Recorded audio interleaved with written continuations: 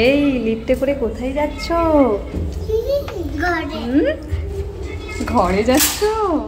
জি।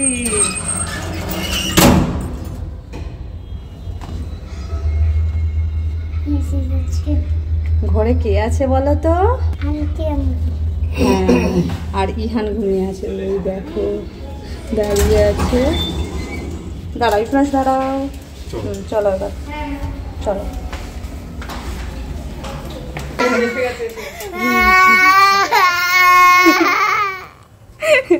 আসো। কে কান্না করে দেখি তো মুখটা। তোমার কাছে যাবে।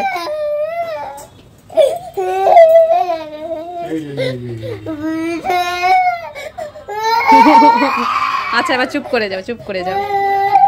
আমরা ছাদে চলে গেছিলাম, ইহান ঘুমিয়েছিল, এখন ঘুম থেকে উঠে পড়ে কান্না শুরু করেছে।